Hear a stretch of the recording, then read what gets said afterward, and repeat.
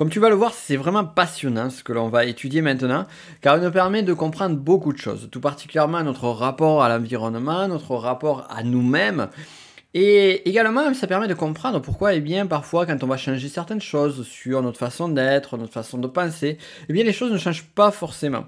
Plus encore, ces fameux, bon, on va dire le mot, les niveaux logiques de Robert Lill, cet outil qui est issu de la programmation neurolinguistique, de la PNL, va nous permettre également de comprendre aussi, en faisant le lien avec les profils de personnalité, comment justement, eh bien, les différentes couches de notre personnalité vont interagir avec ces niveaux logiques.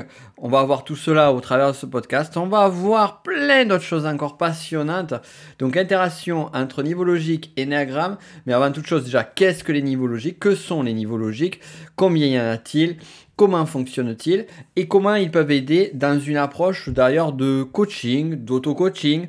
Et au-delà de ça, dans notre approche d'amélioration, de changement de soi et de relation au monde, à l'univers, c'est parti. Je te souhaite la bienvenue sur ce podcast Connaissance de soi. Je m'appelle Nick Open. Je suis donc auteur, formateur, spécialiste en connaissance de soi, tout particulièrement avec l'énéagramme et la spirale dynamique. Mais ce qu'il faut savoir, vraiment pour commencer un petit peu et poser le cadre, c'est que je suis également diplômé en tant qu'enseignant PNL certifié à l'International NLP Trainer Association. En d'autres termes, j'aimais bien le dire simple, avec amusement, je peux donner des diplômes formés à l'énéagramme et certifiés à l'énéagramme un petit peu partout en monde, même au fin fond de la Papouasie. Mais nous ne sommes pas en Papouasie ici, nous sommes avec toi, tranquillement, au chaud pour parler d'un outil vraiment génial de la PNL qui sont les niveaux logiques. Et je t'en avais promis sur un des précédents podcasts, on avait vu notamment la pyramide de Maslow, non pas la pyramide telle qu'elle était présentée par tout le monde avec ses 5 niveaux, mais la véritable pyramide avec les 8 niveaux, avec beaucoup plus de subtilité. Et ça m'a fait repenser au niveau logique. Et niveau logique est un outil que j'ai beaucoup utilisé à l'époque où j'étais enseignant PNL, où je faisais des formations. J'ai arrêté de faire des formations en PNL en 2016 pour après me consacrer quasi intégralement à l'énéagramme, puis à la spirale dynamique. Et en fait, aussi, je l'utilisais pour moi en termes de travail, de développement personnel. Donc, c'est un outil qui est vraiment, vraiment intéressant parce qu'il amène une subtilité et il amène justement cette grille de lecture à voir où est-ce qu'on se place, comment est-ce qu'on se place, de quelle façon. Alors on va mettre tout le contexte sur ces fameux niveaux logiques. On va voir également pourquoi c'est pas une pyramide, même si c'est souvent présenté tel une pyramide. Parce que j'aime bien aussi pouvoir décoder un peu on va dire les lieux communs qui finalement parfois c'est bien de se poser la question, est-ce que ça a du sens, est-ce que ça a été présenté comme ça, pourquoi, comment. Allez, on est parti. On va déjà s'intéresser tout d'abord à son créateur, Robert Litz. Alors, Robert Litz, ce qu'il faut savoir déjà, premier point, c'est un des grands noms de la PNL. On connaît Bandler, Grinder, qui sont les cofondateurs de la PNL. En fait, pas tout à fait. Il y en a un troisième, Puslik, qui est moins connu, Frank Puslik. On en parlera un autre jour de ce Puslik, parce que c'est intéressant. Et donc, au début, lorsque c'est non pas 2, mais 3 personnages ont développé la PNL, on va dire, au moment de la création, c'est à peu près aux alentours de 75, eh bien, ils ont eu un groupe d'élèves qui ont travaillé avec eux, et notamment des élèves qui étaient sur des niveaux supérieurs, notamment des thèses. Et parmi ces élèves, il y avait donc un certain Robert Dilts, né en 55, qui justement a beaucoup travaillé avec eux, a continué à développer la PNL. Il est également connu pour notamment une partie fondamentale de la PNL, de la programmation neurolinguistique, parce que je dis PNL, mais oui, mais c'est pas le groupe de rap, hein, qu'on soit clair. C'est programmation neurolinguistique. Et justement, c'est intéressant parce qu'à la base, la programmation neurolinguistique, la PNL, était, on va dire, l'origine, c'était d'arriver à modéliser l'excellence humaine, c'est-à-dire modéliser les compétences, les capacités, les modes de fonctionnement de quelqu'un et pouvoir se les approprier soi pour viser une forme d'excellence. Et Dilts, justement, a contribué énormément à la PNL, tout particulièrement sur les premières années, en développant des principes de modélisation. Il a notamment écrit des bouquins qui sont assez rares à trouver, justement, où il avait modélisé des personnages célèbres comme Nikola Tesla, par exemple, comme... j'en parlais d'ailleurs dans une vidéo de la modélisation de Tesla, la modélisation de Sherlock Holmes aussi, que tu peux retrouver d'ailleurs sur le Master Enneagram.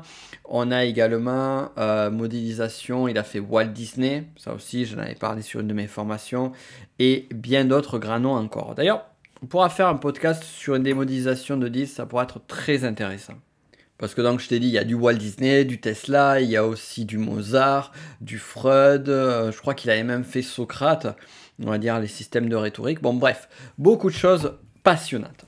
Et donc ce cher Diels a également travailler sur un modèle qui est vraiment celui sur lequel il est le plus connu, qui s'appelle les niveaux logiques.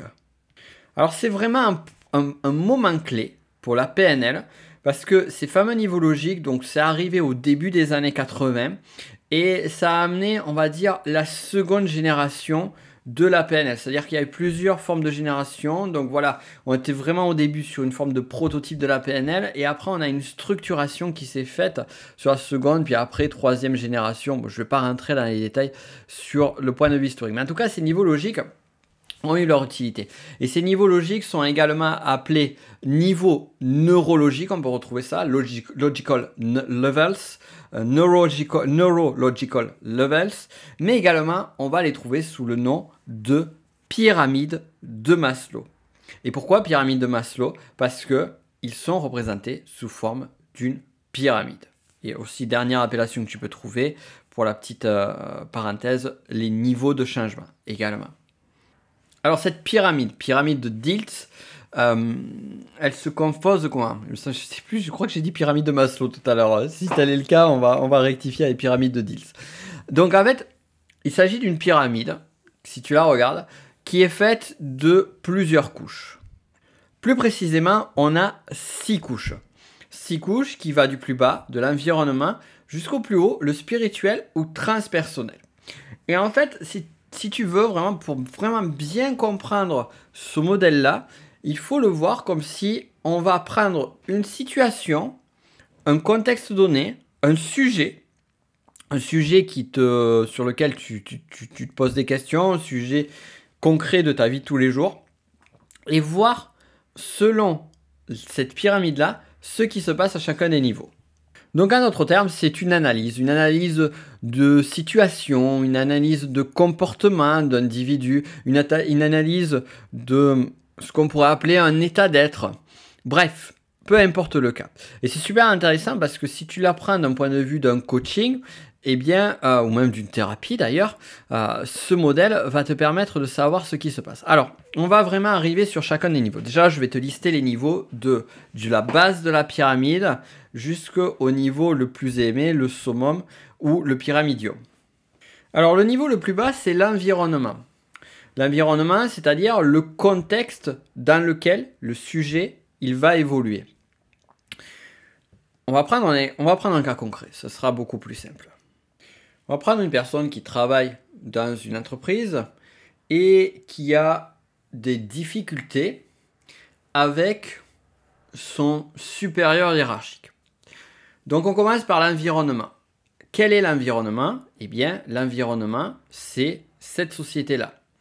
L'environnement, ça peut être ils sont dans le même étage, le bureau dans lequel est la personne en question et où est son supérieur hiérarchique. En gros, c'est où est-ce que ça se passe. Et également, l'environnement, c'est aussi une temporalité. C'est-à-dire qu'il y a un conflit, mais à quel moment de la temporalité? Et donc, on pourrait dire, c'est maintenant. Alors là, ça peut être intéressant dans l'environnement. Est-ce qu'il y a 15 jours, un mois, un an en arrière, il y avait des conflits? Bon, on pourrait dire par exemple que non. Donc on voit que l'environnement a un impact sur la situation. Maintenant, si on prend le même environnement et qu'on dit que dans cet environnement-là, eh bien, le supérieur hiérarchique est quelqu'un d'autre, peut-être que ça va se passer différemment. Ou c'est un moment différent, ça va se passer différemment. Donc l'environnement. L'environnement permet de savoir ce qui se passe, quelles sont les personnes qui interagissent, à quel moment. Et ensuite, on va aller au niveau d'au-dessus. Le niveau au-dessus, c'est le comportement. Qu'est-ce qui se passe? C'est quoi? Donc, c'est les actions. Et là, vraiment, on va, à partir de l'environnement, c'est l'environnement du sujet. Donc, la personne qui a des problèmes avec son supérieur hiérarchique. Et à chaque fois, on va prendre ce sujet-là. Maintenant, on va prendre le comportement du sujet. Qu'est-ce qui se passe sur le sujet? Ben, le sujet, à chaque fois qu'il a son supérieur hiérarchique qui arrive, qui est très autoritaire, qui est très agressif, son supérieur, eh bien, comme son supérieur lui parle de façon agressive, eh bien, le sujet a tendance à lui répondre sur la défensive et en répondant lui-même de façon sèche et agressive. Donc on voit que le comportement que l'on a va avoir un impact sur l'interaction. C'est-à-dire que certes, l'environnement, le supérieur hiérarchique est agressif, mais si moi-même, en tant que sujet, je suis agressif en répondant, ben, ça ne va pas arranger les choses. Donc on voit que là, il y a le comportement. Peut-être que si on modifie quelque chose au niveau du comportement, ça peut changer la relation. Mais peut-être que la personne, le sujet a déjà essayé et ça ne marche pas.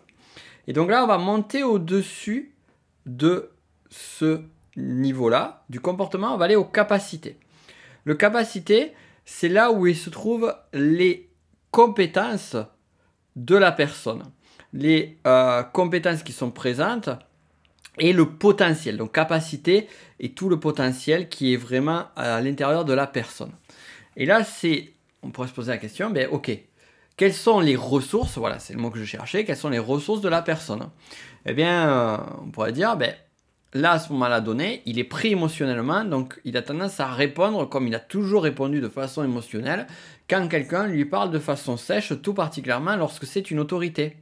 Ok, est-ce qu'il n'y a pas d'autres capacités que l'on puisse mettre en place ou qui sont présentes de façon latente dans la personne, dans le sujet? Oui, non. Et là, on peut faire une modification dessus. Donc je récapitule. On est à la base. L'environnement. L'environnement, je vais te donner les questions clés après. Où est-ce que ça se trouve? Et c'est qu'est-ce qui est en jeu? C'est vraiment l'environnement du sujet. Ensuite, le comportement. Quel est le comportement du sujet dans cette situation? Ensuite, les capacités. Quelles sont les capacités ou ressources, capacités-ressources du sujet dans toujours ce contexte-là. Et ensuite, on va monter à un niveau plus haut, qui est les croyances. Les croyances, c'est le pourquoi. C'est là où la personne va se poser des questions sur même pas va se poser des questions, où justement des choses fondamentales vont entrer en jeu. Alors j'ai dit croyances, mais c'est croyances et valeurs. C'est-à-dire que c'est les croyances qu'a le sujet, mais également les valeurs fondamentales. Et par exemple, il peut y avoir une valeur fondamentale pour lui qui est le respect. Et lorsqu'il sent que son supérieur hiérarchique lui parle de façon agressive, eh bien sa valeur de respect, elle est écorchée.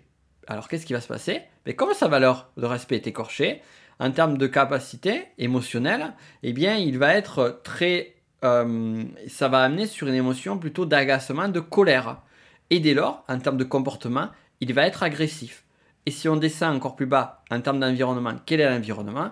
Eh bien, c'est, par exemple, à mon instant T donné, c'était ce matin dans son bureau avec son supérieur hiérarchique. Donc ça, c'est intéressant, tu vois.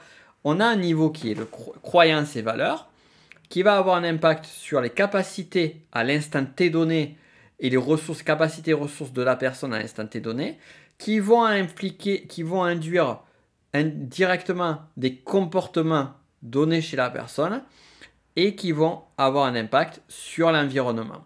Sachant que, si on remonte, l'environnement c'était son supérieur hiérarchique qui a commencé avoir une forme de discussion plutôt agressive. Donc l'environnement a eu un impact sur le sujet, qui a fait que ça a eu un impact sur son comportement, mais aussi au regard des capacités qu'il a à un moment, et en résonance avec ses valeurs, mais aussi ses croyances.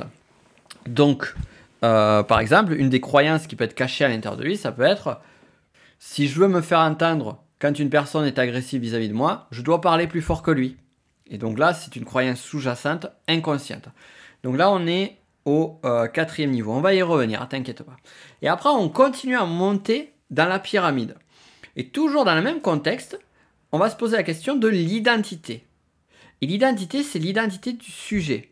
C'est-à-dire comment il s'identifie, quelle étiquette il donne à son identité par rapport à ce sujet-là. On voit bien, et là c'est super intéressant parce qu'on est très proche de l'énéagramme, on a parlé de personnalité adaptée, et là typiquement l'identité, on va être plus personnalité adaptée, et personnalité supérieure, c'est-à-dire que on a notre sujet, quand il va être face à un contexte familial par exemple, ou amical, ne va pas forcément se comporter, même ne va pas forcément se présenter de la même façon que lorsqu'il est dans un contexte professionnel. De même, son identité professionnelle peut varier selon qu'il va être en fonction de son supérieur hiérarchique ou de son meilleur pote. Et là, donc, on voit que le sujet en question a son identité, et son identité, qui je suis, qu'est-ce que je représente, comment je me définis en tant qu'individu, eh bien, ça va avoir un impact sur ses valeurs, sur ses croyances et sur tout le reste. Et après, on peut monter encore plus haut avec ce qu'on va appeler donc le pyramidion de cette fameuse pyramide de Diels, qui n'est pas une pyramide, on va y revenir juste après, qui est le niveau le plus élevé, c'est le spirituel ou le transpersonnel. C'est-à-dire que l'identité, c'est je vais tout faire par rapport à préserver ma propre identité, mais à un moment donné, il y a quelque chose qui est plus fort que moi. Il y a quelque chose qui me dépasse. On avait vu cette notion de transpersonnel sur la pyramide de Maslow et sur différents niveaux de la spirale dynamique, tout particulièrement le turquoise. Et là, ici, le spirituel, c'est la cause. C'est à quoi j'appartiens, mais pas de façon, on va dire, culturelle. À quoi j'appartiens de plus grand que moi et qu'est-ce que je sers de plus grand que moi. C'est pour ça qu'on parle également de transpersonnel. Et donc, par exemple, quand cette personne est face à son supérieur hiérarchique, que son supérieur lui parle de façon agressive, eh bien, il a l'impression de se retrouver comme un petit garçon en termes d'identité aussi face à une autorité. Donc, il doit être rebelle, un petit garçon, un petit enfant rebelle. Ça te fera peut-être penser si tu connais l'analyse transactionnelle. Donc, petit garçon, enfant rebelle, petite fille, enfant rebelle face à l'autorité. Mais aussi, il y a aussi une sensation que finalement, ce pourquoi il se bat, ce pourquoi il met à cœur son ouvrage, eh bien, n'est pas reconnu en tant que tel. Donc là aussi, ça peut être du transpersonnel, comme ça peut être aussi sur des niveaux plus bas, mais ça va avoir un impact. Donc il y a vraiment la notion de contribution, d'aide, de contribution, qui est dans le niveau pyramidien, on va dire, le niveau spirituel ou transpersonnel. Donc voilà, je t'ai expliqué un petit peu par l'exemple la pyramide de Diels, les niveaux logiques, on va les appeler niveaux logiques parce que je trouve que le nom est beaucoup plus adapté.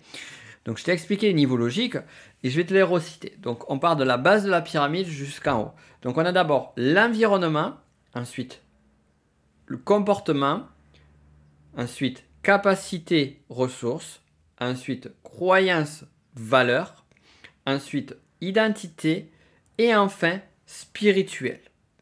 Et ce qui est intéressant, c'est qu'à chaque niveau, on va avoir des questions clés, qui sont des questions qu'on peut trouver en coaching.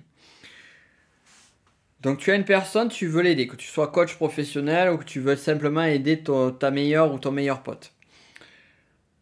Alors, si on prend le niveau le plus bas, environnement, c'est où et c'est quand. Donc voilà, le contexte. C'est quoi le contexte? Ensuite, en termes de comportement, le quoi, qu'est-ce qui se passe? Qu'est-ce que tu fais? Comment tu te comportes? Donc le quoi. Ensuite, mais le quoi dans le qu'est-ce qui se passe? Ensuite, capacité et ressources, le comment. C'est-à-dire là, c'est la subtilité. Le comportement, c'est qu'est-ce que tu fais, quoi. Le comment, c'est comment tu t'y prends. De quelle façon? Quelles sont les ressources que tu mets en place?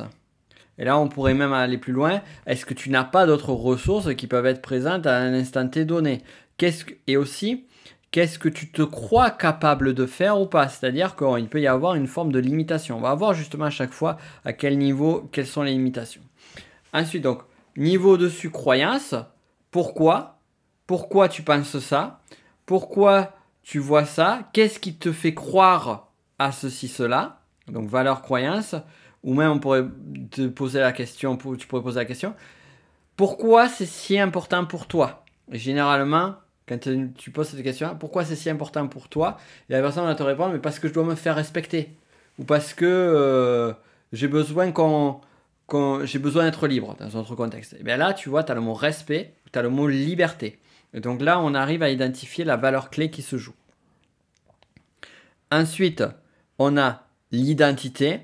L'identité, donc, la question c'est qui, mais qui dans un sens moi, comment je définis, qui suis-je dans ce contexte-là, comment est-ce que je me représente.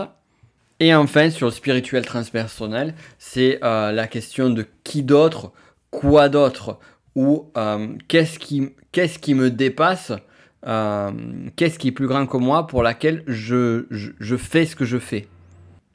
Une autre question, c'est pourquoi je suis là. Pourquoi je suis là et pourquoi je fais ça. Et donc là, on est vraiment sur la question également de sens. Tu sais, j'ai écrit un bouquin sur trouver votre mission de vie. Et sur ce livre-là, justement, j'en parle de ces grandes questions clés qui sont des questions de sens. Et parfois, il y a certaines personnes qui perdent la motivation au travail alors qu'ils ont la reconnaissance sociale, qu'ils ont la partie financière qui est OK, qu'ils ont un cadre de vie qui est nickel, et pourtant, ils ne se sentent pas bien. Eh bien, justement, parfois, ou même bien souvent, ce qui va arriver, c'est à quoi ça sert, à quoi bon, quel intérêt. Donc là, on est vraiment sur le spirituel, sur le transpersonnel, sur la contribution. Donc voilà, là, on a nos niveaux. Et alors, ce qui est intéressant ici, on l'a un peu touché du doigt, et c'est vraiment un des points clés sur la pyramide de Diels, qui se fait appeler la pyramide un peu pour ça, c'est qu'en fait, on modifie un endroit, on modifie un élément de la pyramide, et ça va changer totalement la dynamique. Par exemple, sur l'environnement, eh bien, au niveau de l'environnement, eh bien, hop, allez, c'est fini. Ton boss, eh bien, il a décidé de changer de boîte. Bah, du coup, ton nouveau boss, ça va être Josiane. Bah, sauf que Josiane, tu t'entends super bien avec Josiane. Donc du coup, l'environnement a changé. En d'autres termes, les personnes avec qui tu interagis. Et bien du coup, ta relation va changer. Et donc forcément, ton comportement face à Josiane, on va remonter les niveaux. Donc environnement, ton boss il s'est barré. Et maintenant, tu as Josiane. Donc, un comportement, tu vas te comporter de façon différente. En termes de capacité ressources, tu vas déployer des capacités et des ressources différentes face à elle. En termes de croyances, ta relation autorité va changer. En termes d'identité, eh bien, comme ta relation est différente, ton identité, tu ne te places pas pareil par rapport à elle. Et comme il n'y a pas de conflit, d'un point de vue de ta contribution, eh bien, tu vas agir de façon différente. Ou pas. Et c'est là où c'est intéressant. Ou pas. Et si tu as le pas, c'est-à-dire que l'environnement a changé, mais que le reste ne fonctionne pas, ça veut dire que ça ne se joue pas au niveau de l'environnement. Ou du moins que ce n'est pas suffisant. Tu sais, il y a parfois certaines personnes qui, tu l'as peut-être vécu aussi, qui ne sont pas bien, qui ont des relations de couple chaotiques, et qui se séparent d'une personne, disent bon ben voilà, c'est bon, je me suis séparé de cette personne qui est un peu toxique pour moi, et je vais trouver une personne bien maintenant. Sauf qu'elle trouve une autre personne, et la personne est différente, tout est différent, sauf que les mêmes problèmes arrivent. Ou une personne qui dit ben, je suis pas bien dans mon pays, je vais changer de pays, et finalement les mêmes choses se reproduisent dans un autre pays. Mais en fait, c'est que c'est pas l'environnement que ça se joue. C'est pas l'environnement. Ça peut se jouer au niveau du comportement, au-dessus, mais peut-être au niveau des capacités. Peut-être qu'il faut créer de nouvelles capacités ou aller chercher de nouvelles ressources pour interagir. Peut-être qu'il manque des capacités ou des ressources, ou du moins que ce sont les mauvaises qui sont appliquées. Ou peut-être que c'est une question de croyance, ou d'identité, ou la partie spirituelle contribution. Et donc on a tendance à dire que lorsque on va faire une modification à niveau, ça va avoir un impact sur les autres niveaux et tout particulièrement ça va redescendre ou remonter au niveau qui est juste au-dessus ou juste au-dessous. C'est vrai, mais c'est pas que ça. Par exemple, le niveau le plus abstrait, le niveau le plus haut, spirituel, eh bien si on modifie celui-ci, ça va radicalement impacter sur toute la pyramide. Ok, mais ce qui, en fait, et même Diels lui-même en parlait de ça, c'est que il disait que la pyramide en fait de Diels, on la voyait et elle est présentée souvent en pyramide, mais en fait il disait lui-même que ce qui se passe, c'est que parfois en fait, si tu peux avoir une modification sur un niveau, par exemple les croyances, et ça peut avoir un impact directement sur l'environnement. Ou un environnement peut vice-versa avoir directement un impact sur les croyances, sans forcément que on parle de la notion de capacité ou de comportement. Ou un environnement, on connaît ça, hein, l'environnement. Tu changes de lieu, tu changes de contexte, tu changes d'époque, eh bien, ton identité, ta définition de toi, elle est radicalement différente. Donc on voit que l'environnement, ben, le changement d'environnement amène une identité différente. Donc on peut voir que le niveau qui est celui tout en bas, environnement, va avoir un impact sur le niveau qui est quasiment, qui est l'avant-dernier, le quasiment plus haut. C'est pour ça que moi, quand je faisais les formations en PNL, j'aimais représenter les niveaux logiques sous forme de bulles. Je faisais 6 bulles, je faisais du plus haut au plus bas, donc je respectais un petit peu, je respectais l'ordre de la pyramide, donc spirituel, transpersonnel, identité, croyance, valeur, capacité, ressources, comportement, environnement, blablabla. Et ensuite, eh bien, donc je faisais ça, et en fait, en disant, ben voilà, on aurait très bien pu inverser les bulles. Bon, c'est sûr que d'un point de vue logique, puisqu'on parle de niveau logique justement, ça aide un petit peu moins. Donc la hiérarchie est quand même intéressante. Mais tout ça pour dire qu'une bulle, qui peut être la bulle environnement, va avoir un impact sur la bulle identité, comme on l'a vu tout à l'heure. Ou une bulle croyance peut avoir un impact sur la bulle comportement. Et ainsi de suite. Alors, parmi les points intéressants que l'on peut voir sur justement les niveaux logiques de Diels, c'est cette fameuse hiérarchie, donc du bas en haut. Hein. Ce que l'on peut constater, c'est que plus on va descendre et plus on sera dans le concret, le spécifique. Plus on va monter, plus on sera dans l'abstrait et le général. Donc, concret et spécifique, pourquoi? Eh bien, on le voit, hein. On a l'environnement. L'environnement, il est très clair. C'est où, c'est qui, c'est quoi. Donc, on peut nommer des personnes, on peut nommer des lieux, on peut nommer une date, on peut même donner une heure et des minutes et des secondes. Donc, on est dans le concret à l'extrême. Et en même temps, concret, matériel, tangible, et également spécifique. Donc, on l'a vu avec la précision. On va par exemple, donc l'environnement, donc on a dit c'est l'environnement de boulot, ça peut être l'environnement par exemple familial, peu importe. Donc tu as un environnement donné, ça peut être une activité sportive. Et quand tu vas être dans une activité sportive, que tu vas être dans tel moment de cette activité sportive, prenons un exemple concret, tu pratiques les arts martiaux, disons le kung-fu. Et en fait, ton environnement, ça va être le lieu où tu vas t'entraîner et peut-être le vendredi soir à telle heure avec tel prof et face à tel le mannequin de bois. Donc tu sais, c'est un petit truc en bois parce que tu as déjà vu les films de Bruce Lee. Et donc une espèce de bout de bois sur lequel tu vas t'entraîner à faire des mouvements. Donc là, on est sur l'environnement, c'est concret. Et on a le comportement juste au-dessus. Le comportement, c'est peut-être que le contexte, c'est à chaque fois que tu fais tel mouvement avec la main gauche, eh bien, tu n'arrives pas parce que ceci, cela. Donc on voit le comportement, c'est ce mouvement avec la main gauche. Donc ça, c'est un comportement en termes de gestuel. Mais si on reprend la discussion avec le boss, donc voilà, ça va être un comportement en termes d'attitude, de posture, de façon de parler. Donc on va être sur du verbal, sur du non-verbal et tout ça. Donc on est sur le comportement. Là on est encore sur du concret, du spécifique. Mais en même temps ce qui est intéressant, c'est qu'on est sur tel mouvement, mais ce mouvement-là on peut l'étendre à plusieurs situations. Peut-être que c'est à chaque fois que tu vas t'entraîner que tu as ce mouvement avec la main gauche que tu n'arrives pas à faire. Peut-être que si tu essayes de la faire dans la nature, tu ne vas pas y arriver non plus. Ou si tu es face à quelqu'un, tu n'y arriveras pas. Donc on voit qu'on élargit un peu le spectre. La discussion houleuse avec le chef, avec le supérieur hiérarchique, eh bien, ce comportement peut se reproduire dans d'autres situations et d'autres contextes donnés différents. Donc, on ouvre. Et après, les capacités, compétences, et ainsi de suite. Et donc, on va montrer à l'abstrait le général. Donc, abstrait, on le comprend. Quand on va parler de valeurs et de croyances, ça reste abstrait, c'est très ancré dans l'inconscient de la personne. Donc là, on est très abstrait. L'identité, Ça aussi, parlons-en, l'identité de la personne. L'identité, qui finalement, on pourrait dire que c'est une croyance, mais je dirais pourquoi c'est un niveau qui est séparé, parce que c'est une croyance qui est supérieure, qui est fondamentale et qui est le pilier d'autres croyances. Donc la croyance, c'est quelle est mon identité, comment est-ce que je me définis.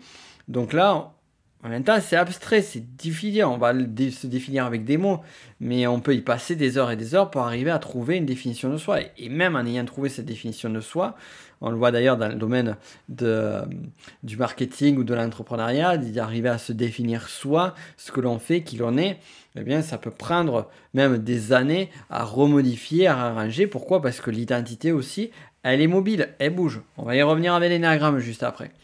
Et ensuite, l'abstrait général, le maximum, le top du top, qui généralement d'ailleurs sur la pyramide, ils le font comme sur une espèce de réouverture vers un monde encore plus grand, eh bien c'est la partie spirituelle, la partie qui est liée au sens et au transpersonnel. Donc là, on est vraiment sur, par exemple, trouver votre mission de vie, pour reprendre le titre de mon dernier livre, trouver votre mission de vie, eh bien, c'est, voilà, ça dépasse n'importe quel environnement, ça dépasse n'importe quel comportement, et ça dépasse ma propre identité et mes différentes définitions de mon identité. Tu vois ce que je veux dire? Donc, on est vraiment là-dessus. Et ça, c'est intéressant.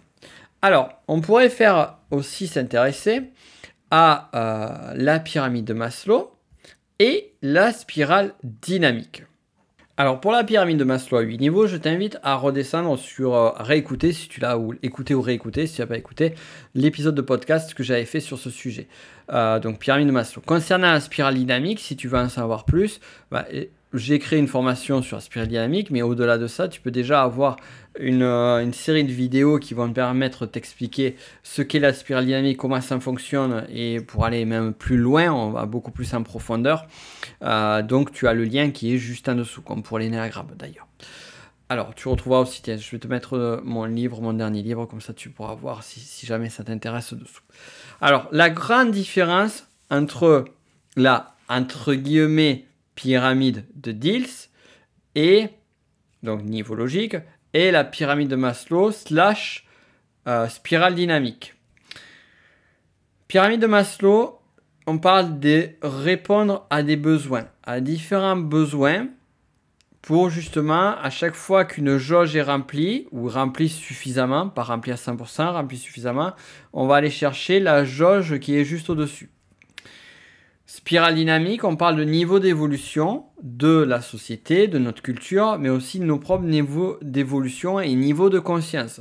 À chaque fois qu'on est arrivé à la limite d'un niveau, on va passer au niveau de conscience supérieur, en avançant progressivement.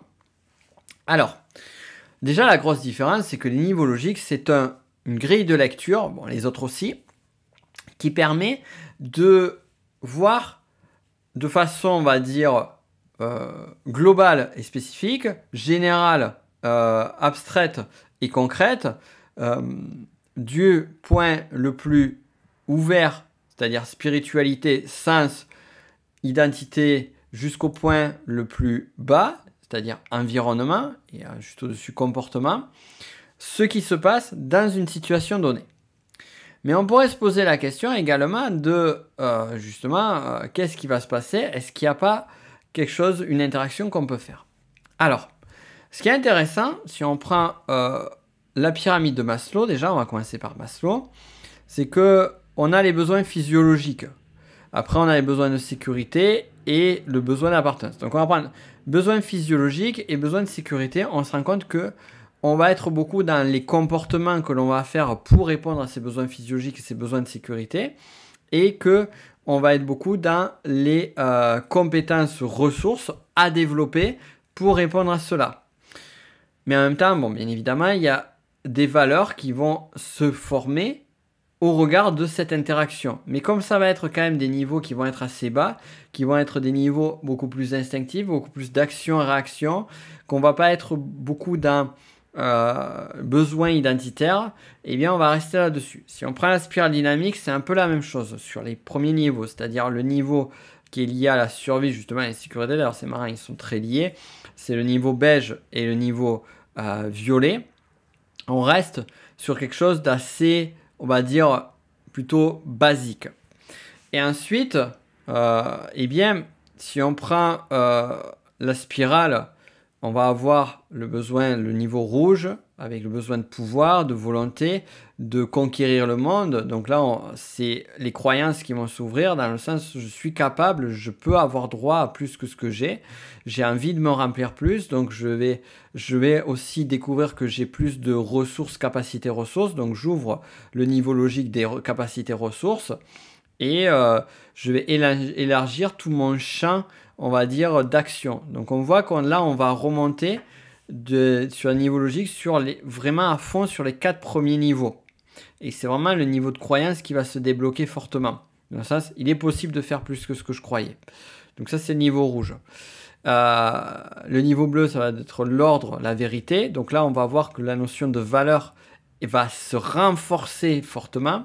Donc, dans le niveau bleu de la spirale, les valeurs, les croyances vont être très fortes.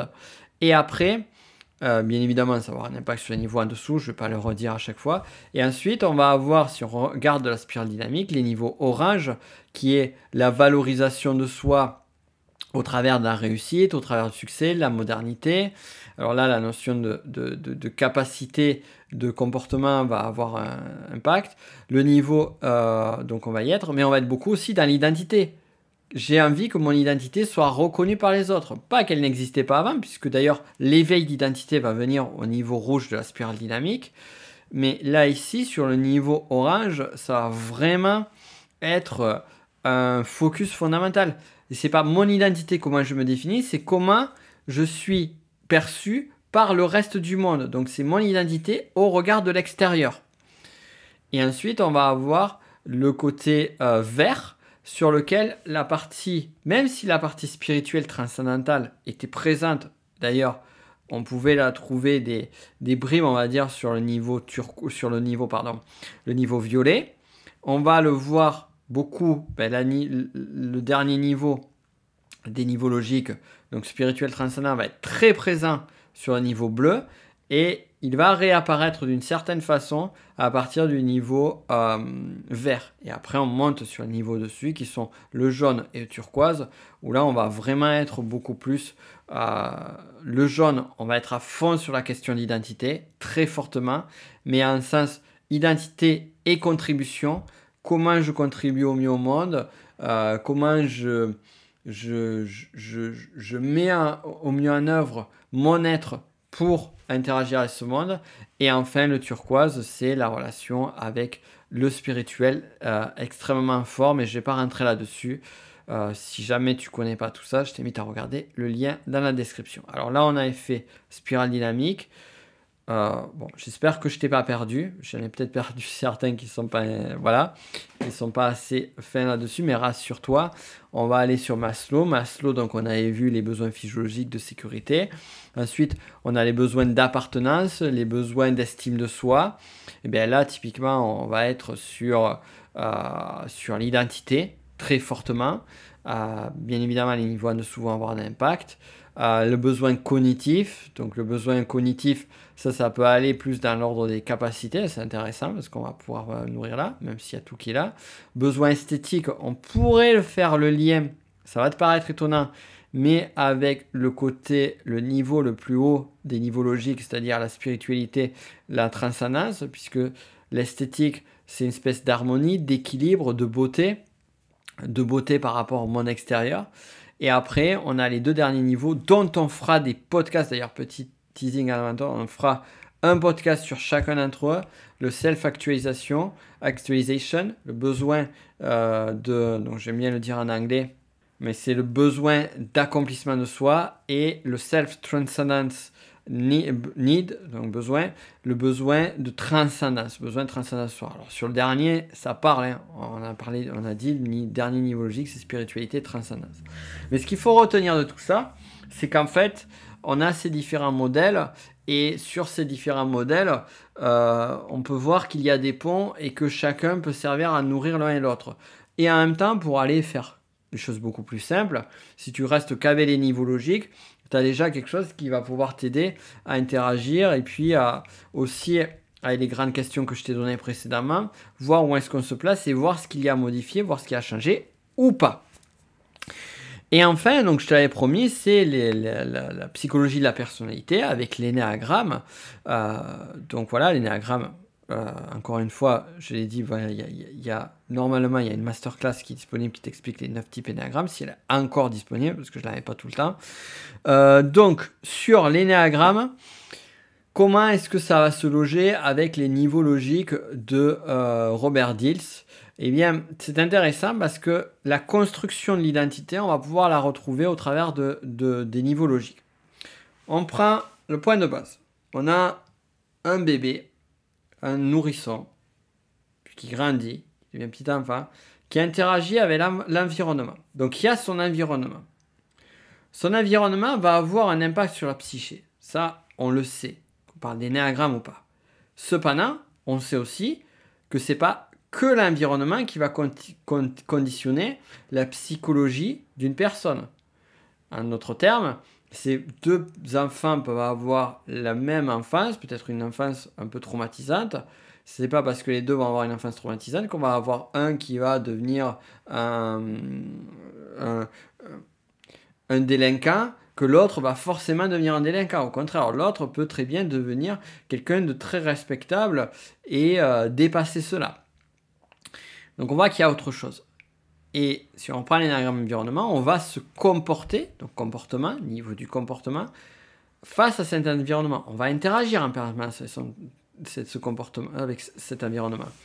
Et en fonction de notre comportement, on va avoir des retours de notre environnement qui vont nous amener des croyances. Alors là, tu me dis, bon, on a sauté les capacités, on va y revenir. Qui va me donner des croyances fondamentales sur le monde, la vie. Si je prends l'énéagramme, le monde est intrusif, il faut s'en protéger. Là, on est sur le type 5 énéagramme. Pourquoi? Parce que l'enfant a développé un comportement face à un environnement, donc comportement niveau logique quasiment le plus bas face à l'environnement, et l'environnement était tellement intrusif qu'il a développé cette croyance-là. Mais en même temps, il a développé des ressources, des capacités, des ressources. Ou il n'a pas développé des capacités, des ressources qui lui permettent de se protéger de cet environnement. Alors il n'a pas développé, ou il n'a pas pu, ou il n'a pas su, ou il n'avait pas la possibilité de développer ses capacités.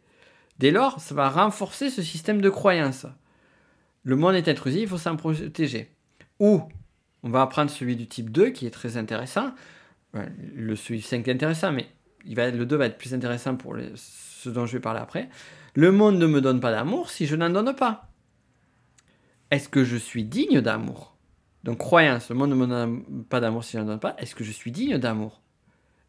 Est-ce que je suis aimable? Agréable, aimable, est-ce que je peux être aimé? Et là, on en vient à l'identité. Qui suis-je? Comment est-ce que je me définis? Comment est-ce que je me définis par rapport au monde? Et donc, c'est là où on arrive à la fameuse personnalité, qui est une personnalité ouverte du nourrisson, qui progressivement va se cristalliser par l'interaction avec l'environnement, par le développement ou non de capacités, de ressources, par la mise en place de comportements ou non, par le renforcement de certaines croyances, par l'oubli ou la négation ou l'impossibilité de voir d'autres perceptions du monde et de la réalité, ça va former une identité. Et donc là, on est sur la personnalité adaptée. Et le but de l'énéagramme, on est dans notre famille personnalité, déjà c'est trouver la sienne, et ensuite de pouvoir évoluer, grandir et dépasser, ne plus être en mode automatique. Je suis lié par ma personnalité adaptée, mais je vais essayer de tendre vers ma personnalité supérieure. Et plus on va tendre vers sa personnalité supérieure, qui est ouverte, qui dépasse notre type énéagramme, qui transcende notre type énéagramme, j'ai dit le mot-clé, que l'on va pouvoir avoir une perception du monde et de la vie différente. Et c'est là où on va toucher du doigt, de façon consciente et lucide, le niveau le plus haut, le fameux que j'appelais pyramidion tout à l'heure, des niveaux logiques, le niveau spirituel, ou de transcendance qui, une fois que je m'accomplis dans ma spiritualité, une fois que je m'accomplis dans mon sens de contribuer à ce monde, à la vie, à l'univers, à mon entourage, eh bien, ça joue sur mon identité, ça joue sur mes valeurs croyances, ça joue sur mes capacités qui sont... Ça élargit mon identité, ça élargit mes valeurs et mes croyances, ça élargit mes capacités, mes comportements et mon environnement. Maintenant, la question, c'est comment faire? Alors, ça, c'est tout un chemin, c'est tout un travail. Ça ne se fait pas en 5 minutes sur une vidéo YouTube ou sur une petite technique à la com. Non, c'est un vrai travail de fond. Et ça, on en parle plus, notamment sur le technicien. Et pour ça, ceux qui continuent le master Enneagramme, mais pour aller plus loin sur Enneagramme, tu as le lien déjà vers la masterclass, il est disponible juste en dessous. Et puis aussi, et surtout, on va en reparler de ça, de, comme je l'ai dit, l'accomplissement de soi, donc qui est très lié au niveau jaune de la spirale dynamique et à ce niveau de la pyramide de Maslow, et le niveau de la transcendance que l'on peut voir sur le turquoise de la spirale dynamique, que l'on peut voir également sur le bleu, et que l'on voit aussi sur le vert d'ailleurs aussi, et que l'on voit sur les niveaux logiques sur le niveau le plus élevé. Mais tout ça, ce sera d'autres sujets dont nous aurons l'occasion de parler. Nous avons déjà passé pas mal de temps. Si tu as aimé ce que j'ai fait, eh bien, donc tu as des ressources juste en dessous pour aller plus loin. Mais moi, je te l'ai déjà dit sur l'épisode, je te le redis une dernière fois, au cas où tu ne sois pas passé à l'action, comme diraient nos chers type 3 Enneagramme. Et enfin, si tu as aimé ce podcast, et là, c'est ma demande de faire appel à la vibration de ton côté 2 pour pouvoir m'aider à encore plus contribuer, d'ailleurs, on est même au-delà de ça, eh bien, je t'invite à voilà, pourquoi pas partager ce podcast. Je suis sûr qu'il y a des personnes qui seraient intéressées, tout particulièrement des professionnels ou des coachs et formateurs, ou même des personnes qui sont comme toi passionnées par tous ces sujets-là, sans forcément être coach, formateur, thérapeute, peu importe. Mais aussi me mettre une note ou un commentaire, ça aide toujours énormément à la visibilité de mon travail. Je t'en remercie par avance et on se dit à la semaine prochaine pour un nouveau podcast. Ciao!